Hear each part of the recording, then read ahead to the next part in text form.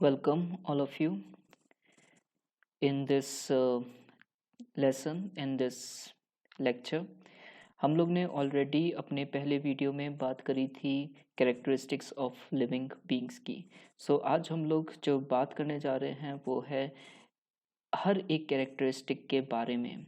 पहली जो कैरेक्टरिस्टिक हम लोग ने देखी वो हम लोग ने देखा कि all living organisms are made up of cells. ये हम लोग ने देखा था। पहली जो हम लोग ने कैरेक्टरिस्टिक देखी थी वो ये देखी थी कि ऑल लिविंग ऑर्गेनिजम्स जो हैं they are made up of sales.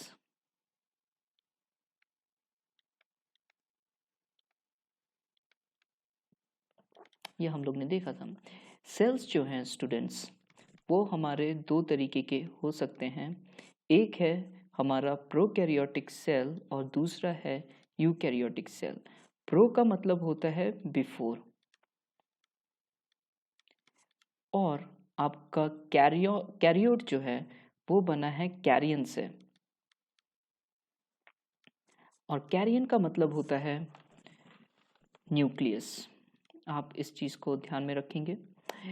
Bio में यू का मतलब जो है उसका मतलब है ट्रू और कैरियोट फॉर कैरियन जो कि सेम यही मतलब है। ट्रू जिसमें ट्रू न्यूक्लियस है उसको हम लोग जो हैं क्या बोलते हैं, यूकैरियोट बोलते हैं। आप हम जितने भी एनिमल्स आप अपने चारों तरफ देखते हैं, जितने भी प्लांट्स आप अपने चारों तरफ देखते हैं, वो सब जो हैं वो यूकैरियोटिक ऑर्गेनिजम्स है। यूकैरियोटिक्स में हमारे पास ऑल प्लांट्स आ जाएंगे। जितने भी प्लांट्स आप देखते हैं हमारे पास ऑल एनिमल्स आ जाते हैं, सब आ जाता है। लेकिन आपका जो प्रोकैरियोट है उसमें हमारे पास ज़्यादातर बैक्टीरिया हमको एग्जाम्पल्स देखने को मिलते हैं। Bacteria belongs to prokaryotic group. यहाँ पे जो डिफरेंस है वो आप देख सकते हैं कि यहाँ पे हमको न्यूक्लियस देखने को मिल रहा है, but here in this case you won't see any nucleus. यहाँ पे सेल मेम्ब्रेन लिखा है, क्रोमोसोम लिखा है, सेल वॉल है। ये जो क्रोमोसोम है इसके चारों तरफ कोई भी एक वॉल नहीं बनी है, जैसे कि आप यहाँ पे देख सकते हैं कि एक वॉल बनी है, एक न्यूक्लियस जो है वो यहाँ पे फॉर्म है, but there is no nucleus. This is the characteristic which you will have to remember कि इसमें कोई भी न्यूक्लियस नहीं होता है। साथ ही साथ इसमें कोई माइटोकॉन्ड्रिया और एंडोप्लाज्मिक रेटिकुलम जैसी चीज़ें भी देखने को नहीं मिलती है। यहाँ पे आप एंडोप्लाज्मिक रेटिकुलम जो है वो देख सकते हैं, राइट।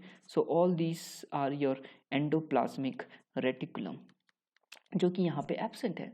इसी तरीके से यहाँ पे आप माइटोकॉन्ड्रिया देख सकते हैं जो कि यहाँ पे हमारे प्रोकैरियोटिक सेल में एब्सेंट है। ना ही न्यूक्लियस है इसमें, ना ही माइटोकॉन्ड्रिया होता है और ना ही आपका एंडोप्लाज्मिक रेटिकुलम होता है। All these things are absent in the case of the prokaryotic organism. साथ ही साथ इसमें कोई भी हिस्टोन प्रोटीन्स नहीं होते। हिस्टोन प्रोटीन्स के बारे में हम लोग बाद में अलग से बात करेंगे। There are no histone proteins as well. हमने देखा कि सारे ऑर्गेनिज्म सेल के बने हैं, लेकिन जो ऑर्गेनिजम्स हैं वो दो तरीके के हो सकते हैं। एक है प्रोकैरियोटिक, दूसरे है यूकैरियोटिक। डिपेंड करता है उनमें कौन सा सेल है। हम लोग जो हैं वो यूकैरियोटिक ऑर्गेनिजम्स हैं। नेक्स्ट हम लोग देखेंगे कि जो ऑर्गेनिजम्स हैं, जितने भी ऑर्गेनिजम्स आप अपने चारों तरफ देखते हो वो तो या तो यूनिसेलुलर हो सकते हैं या फिर वो मल्टी सेलुलर ऑर्गेनिजम्स हो सकते हैं। यूनिसेलुलर ऑर्गेनिजम्स जो हैं वो जितने भी आपके बैक्टीरिया हैं वो सब हमारे जो हैं वो यूनिसेलुलर ऑर्गेनिजम्स हैं। जितने भी प्रोटिस्ट्स हैं वो सब यूनिसेलुलर हैं। कुछ एल्गी, यहाँ पे जो वर्ड है some algae, right. Some you will remember it. Some जो है इस सम को आप ध्यान में रखेंगे कि सम एल्गी जो है वो यूनिसेलुलर है और यूनिसेलुलर फंगस भी हमको देखने को मिल जाता है। और ये जो यूनिसेलुलर फंगस है वो है हमारा सैक्रोमाइसीस, जिसको हम लोग ईस्ट के नाम से जानते हैं। हम लोग कुछ नाम देख लेते हैं, जैसे कि बैक्टीरिया में ई कोलाई बैक्टीरिया। ये जो ई कोलाई बैक्टीरिया ये हमारे ह्यूमन इंटेस्टिन में देखने को मिलता है। It is present in human intestine. E stands for Escherichia coli. Next हमारे पास जो है वो है स्ट्रेप्टोकॉकस बैक्टीरिया। सो स्ट्रेप्टोकॉकस, यहाँ पे जो ये टर्म कॉकस है इसका मतलब है स्फेरिकल शेप्ड। ये जितने भी बैक्टीरिया हैं ये स्फेरिकल शेप के होंगे, और स्ट्रेप्टो का मतलब है कि ये सब चेन में प्रेजेंट होंगे। सो इसी वजह से स्ट्रेप्टोकॉकस बैक्टीरिया इनको हमने बोला है। नेक्स्ट हमारे पास जो एग्जाम्पल बैक्टीरिया का है वो हेलोबैक्टीरिया है। इसी तरीके से हम अमीबा देख सकते हैं, जो कि जितने भी प्रोटिस्ट हैं वो सब जो हैं हम उनको यूनिसेलुलर ऑर्गेनिजम्स में रखते हैं। अच्छा, एक चीज़ ध्यान में रखिएगा कि जो प्रोटिस्ट्स हैं उसमें हमारे ये जो क्लोरेला है, ये एल्गी, ये भी आएगा, ठीक है। यूग्लिना भी आएगा, अमीबा भी आएगा, पैरामीशियम भी आएगा।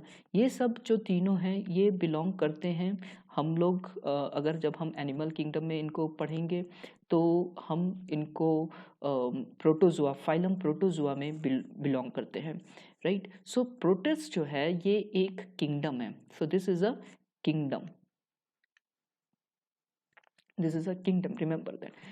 लेकिन इस किंगडम में हम दोनों चीज़ों को इंक्लूड करते हैं। We include both the organisms belonging from the plant kingdom and the organisms belonging from the animal kingdom। plant kingdom और animal kingdom से हम दोनों को रखते हैं, वो organisms जो कि यूनिसेलुलर हैं। सो क्लोरेला भी हमारा इसी में अंडर में आएगा, क्लामाइडोमोनस भी इवन इसी के अंडर में, हम प्रोटिस्ट के अंडर में इसको हम लोग पढ़ सकते हैं। और जब हम एनिमल किंगडम में, अगर हम इस प्रोटिस्ट को एनिमल किंगडम में सिर्फ पढ़ें और अगर देखें तो देन इन दैट केस हमारे पास जो फाइलम है वो है फाइलम प्रोटोजुआ। सो याद रखिएगा, जितने भी ऑर्गेनिजम्स फाइलम प्रोटोजुआ को जो बिलोंग करते हैं, या फिर फाइलम प्रोटोजुआ को जितने भी ऑर्गेनिजम्स बिलोंग करते हैं वो सब यूनिसेलुलर होते हैं, या फिर प्रोटिस्ट को जितने भी बिलोंग करते हैं वो सब यूनिसेलुलर होते हैं। सारे एल्गी नहीं होंगे, कुछ ही एल्गी जो हैं वो यूनिसेलुलर होते हैं। इस चीज़ को हम लोग याद रखेंगे।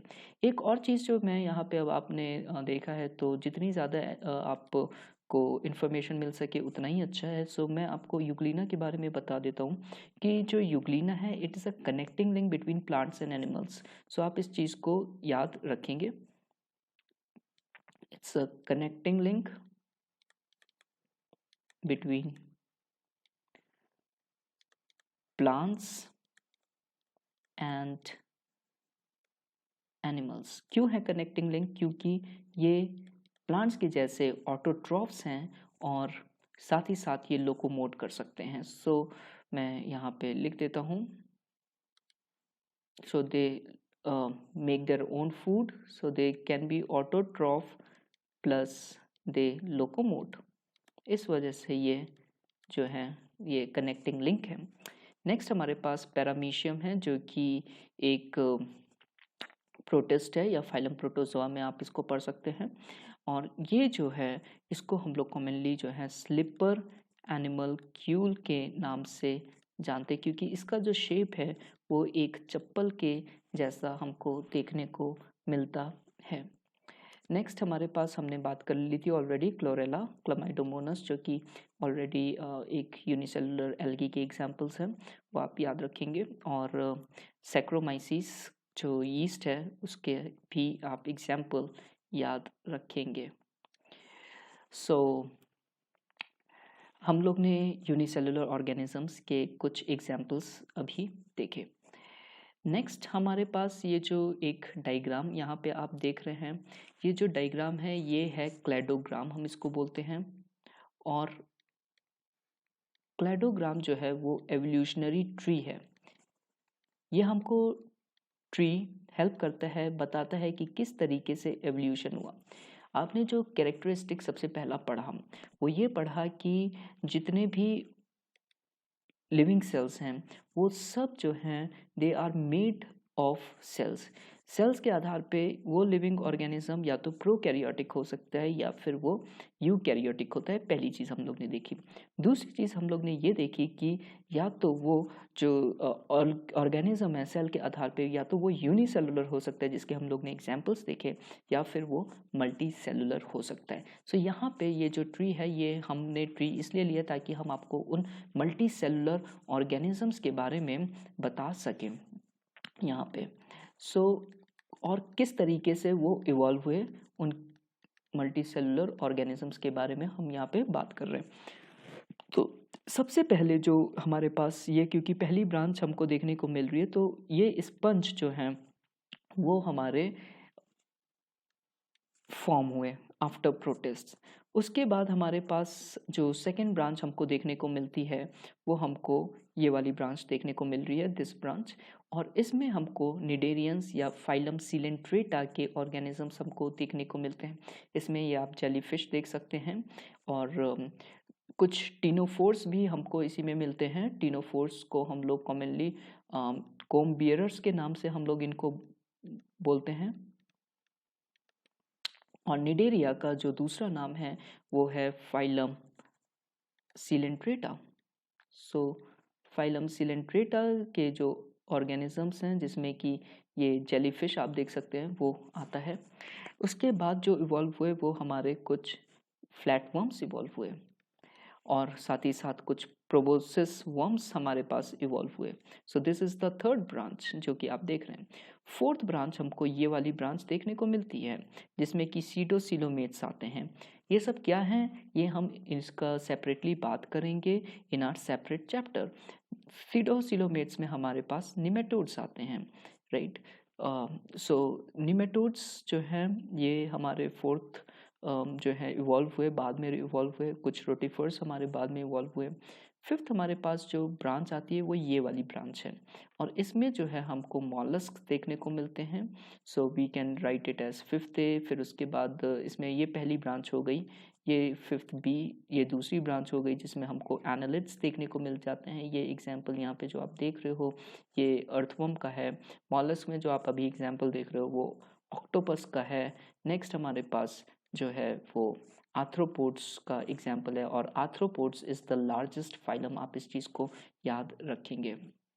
Okay, so arthropoda is the largest phylum in the animal kingdom.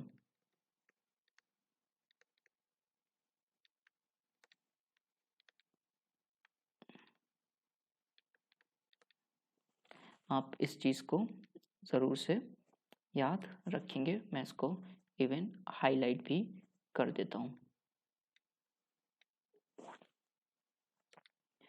Next हमारे पास जो ब्रांच हमको देखने को मिलती है वो है हमारे पास ये सिक्स्थ ब्रांच, जिसमें कि this is our sixth branch. ये हमारी सिक्स्थ ब्रांच है और इसमें हमको ये वाली ब्रांच पहले देखने को मिलती है एकाइनोडर्म्स की, जिसमें स्टारफिश आएंगे। और हमारे पास जो है नेक्स्ट कॉर्डेट्स हमको देखने को मिलते हैं। सो आपने देखा कि किस तरीके से यूनिसेलुलर ऑर्गेनिज्म से मल्टीसेलुलर ऑर्गेनिजम्स फॉर्म हुए और सेल के आधार पे हम ऑर्गेनिजम्स को भी क्लासीफाई कर सकते हैं यूनिसेलुलर और मल्टीसेलुलर। यहाँ पे मैंने आपको जितने भी मल्टीसेलुलर ऑर्गेनिजम्स एनिमल किंगडम में पाए जाते हैं उनका फाइलम्स के बारे में हमने यहाँ पे भी जिक्र किया है, क्योंकि आपको इन सब के बारे में आगे वाले चैप्टर्स में पढ़ना होगा। तो इसलिए इट्स इम्पॉर्टेंट कि आप अभी इसी समय इसको पढ़ लें और थोड़ा बहुत अपने दिमाग में भर लें। नेक्स्ट हमारे पास जो है इसी तरीके से हमको प्लांट्स में भी हमको ये क्लैडोग्राम देखने को मिलता है और यहाँ पे हम देख सकते हैं कि सबसे पहले जो कुछ इवॉल्व हुआ दैट वर एल्गी। सबसे पहले एल्गी निकल करके आए। So algae were the first that were formed, followed up by the formation of bryophytes, जिसमें कि मॉसेस एंड लिवर वर्ड्स आते हैं। सो आप याद रखेंगे ये सब ग्रुप्स के नाम हैं। ब्रायोफाइटा निकल के आए या ब्रायोफाइट्स निकल करके आए। फिर उसके बाद हमारे पास टेरिडोफाइट्स निकल करके आए, जिसका एग्जाम्पल जो है वो आपका फर्न है। फिर उसके बाद हमारे पास जो निकल करके आए जितने भी आपके पाइन्स के ट्रीज आप देख सकते हो, कॉनिफर्स देख सकते हो, वो सब निकल कर के आए जिनको हम लोग ने ग्रुप किया है अंडर जिम्नोस्पर्म्स। और फिर उसके बाद आखिरी में जो इवॉल्व हुए वो हमारे पास एंजियोस्पर्मिक प्लांट्स जो हैं वो निकल कर के इवॉल्व हुए, फ्लावरिंग प्लांट्स आखिरी में आए। और इसका रीज़न भी है क्यों वो बाद में आए और उनकी क्या नेसेसिटी थी, जिसके बारे में हम लोग बाद में बात करेंगे। नेक्स्ट हम लोग जो है देख लेते हैं कुछ फर्दर चीज़ें। सो आगे हम लोग बढ़ते हैं। अब हम लोग ने सेल के बारे में हम लोग ने देखा कि सेल के आधार पे ऑर्गेनिजम्स दो तरीके के हो सकते हैं, प्रोकैरियोटिक, यूकैरियोटिक, यूनिसेलुलर या मल्टीसेलुलर। और मल्टीसेलुलर में भी हम लोग ने बहुत सारे एग्जांपल्स देखे। अब इम्पॉर्टेंट ये है कि आप अपने बॉडी के अंदर कौन कौन से सेल्स आप जानते हो, उनके कुछ नाम्स हम यहाँ पे आपके लिए दिखा रहे हैं। हर एक का फंक्शन हम लोग सेपरेटली अलग चैप्टर्स में डील करेंगे। सो हमारे पास जो नाम यहाँ पे हमको देखने को मिल जाते हैं वो है हमारे पास रेड ब्लड सेल्स। दूसरा जो हमारे पास एग्जांपल्स हैं वो है स्मूथ मसल्स फाइबर्स। सो ये हीलिंग में हमारे हेल्प करते हैं। हमारे पास फैट एडिपोज सेल्स हैं, हमारे पास इंटेस्टिनल एपिथेलियल सेल्स हमारी बॉडी में, हमारे पास बॉडी में स्ट्राइटेड मसल सेल्स हैं, हमारी बॉडी में ओस्टियोसाइट्स हैं, कॉन्ड्रोसाइट्स हैं, हमारे पास फाइब्रोब्लास्ट्स हैं, हमारे पास नर्व सेल्स हैं। ये अलग अलग सेल्स हैं, हर एक सेल के बारे में हम लोग सेपरेटली बात करेंगे। आगे हम लोग चलते हैं और कौन कौन से हमारी बॉडी में सेल्स हैं उसको हम लोग देख लेते हैं। सो हमारे पास जो है लॉन्गेस्ट सेल हमको देखने को मिलता है हमारी बॉडी का, जिसको हम लोग न्यूरॉन बोलते हैं। ये हमारी बॉडी के ब्रेन को और हमारी बॉडी के स्पाइनल कॉर्ड को और नर्व्स को जो है बनाते हैं। आप इस चीज़ को याद रखेंगे। नेक्स्ट हमारे पास जो है हमारी बॉडी में जो सेल हैं वो है एक्सक्रीशन के सेल्स, जिनको हम लोग नेफ्रॉन बोलते हैं। So they are the unit of excretory system. ये सब हो सकता है आपने पहले क्लासेस में पढ़ा हो, लेकिन मैं यहाँ पे केवल आपको आपकी बॉडी में जो अलग अलग सेल्स हैं उनके नाम बता रहा हूँ। हर एक का डिटेल फंक्शनिंग हम लोग बाद में बात करेंगे। नेक्स्ट हमारे पास जो है रेड ब्लड सेल्स हैं, हमको देखने को मिलते हैं। हमारे पास लिम्फोसाइट्स या फिर हम जिनको टाइप ऑफ WBCs कह सकते हैं, या सॉरी WBCs कह सकते हैं, वो हैं। और लिम्फोसाइट्स में अलग अलग तरीके हैं, ठीक है। सो लिम्फोसाइट्स और simply we call them as WBCs। So ये इओसिनोफिल ये एक तरीके का WBC है। आप इन सब के नाम एटलीस्ट याद रखिएगा आज इस चैप्टर के पढ़ाने के बाद। ये भी एक WBC है और बेसोफिल भी एक तरीके का WBC है। सो सिर्फ नाम आपको याद रखने हैं, जब हम फंक्शंस याद करेंगे तो आप फंक्शंस भी याद कर लीजिएगा। और नेक्स्ट जो है प्लेटलेट है। Plasma is not a cell, आप इस चीज़ को याद रखिए। प्लाज्मा को हम सेल के अंडर इंक्लूड नहीं करेंगे, ओके। सो इस चीज़ को आप याद रख लीजिएगा। नेक्स्ट हमारे पास हमारी बॉडी में लीवर के कुछ सेल्स हैं जिनको हम लोग हेपेटोसाइट्स बोलते हैं। सो आप इस टर्म को याद रखेंगे कि हम लोग हेपेटोसाइट्स जो हैं वो लीवर में पाए जाते हैं। और कूफर सेल्स भी हमारे जो हैं ये सेल्स इंपॉर्टेंट हैं, इनका फंक्शन हम बाद में देखेंगे, लेकिन these are also present in liver, ये लीवर में पाए जाते हैं। सो इनके नाम आप याद रखेंगे। नेक्स्ट हम जो है अपने आइज में हम लोग कुछ सेल्स देखते हैं जिनको हम लोग कोन सेल्स और रेड रॉड सेल्स के नाम से जानते हैं। इन आइज के दो सेल्स को आप ध्यान से याद रखेंगे। नेक्स्ट हमारे पास इनके फंक्शंस हम बाद में ही बात करेंगे, जैसे कि मैंने बात करी आपसे। और जो लास्ट आपके लिए एक मैंने क्वेश्चन यहाँ पे रखा है कि ऐसा कौन सा लिविंग ऑर्गेनिज्म है जो कि सेल का नहीं बना हुआ आता है। और यहाँ पे जो इम्पोर्टेंट एक लाइन मैंने यहाँ पे लिखी है, अगर आप इस चीज़ को नहीं देख पा रहे हैं तो यहाँ पे मैंने लिखा है कि ये ऑर्गेनिज्म जो है it's believe to be the very first organism that formed in the primitive earth, ये primitive earth में form हुआ, जब earth बनी थी उस समय form हुआ, बहुत समय पहले, before the formation of cell, cell के form होने से पहले जो हैं ये organisms form हुए। और आपको इसका नाम बताना है। अगर आपको नाम पता है सो इट्स वेरी गुड, और अगर नाम आपको या इनका नहीं पता है सो वो आपको देखना पड़ेगा। तो मैं आपके लिए आंसर यहीं पे बता देता हूँ और मैं इस लेक्चर को आज यहीं पे समाप्त करूँगा। सिर्फ एक कैरेक्टरिस्टिक आज हम लोग ने यहाँ पे ली और उसके बारे में हम लोग ने डिटेल में बात करी है। सो इसका नाम है वायरस। वायरस जो है वो ए सेलुलर ऑर्गेनिज्म है। याद रखिएगा, बायो में ए और एन का मतलब जो है, ए और एन इन बायो में इसका मतलब है no. Okay, so these are non-cellular organisms. Okay, no or non, whatever you want to say, non-cellular organisms हैं।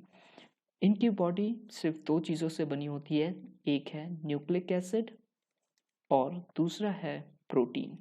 और इसी वजह से ये जो हैं ऑर्गेनिजम्स ये प्योरली न्यूक्लियोप्रोटीन्स हैं। ज़्यादातर वायरस जितने भी होते हैं वो सब न्यूक्लियोप्रोटीन्स होते हैं। इस चीज़ को आप ध्यान में रखेंगे।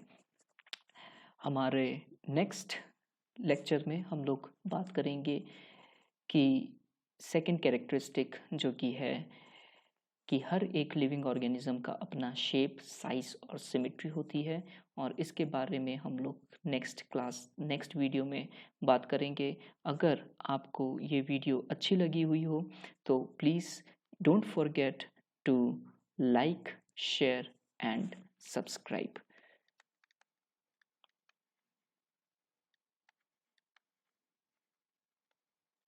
May God bless each and every one of you.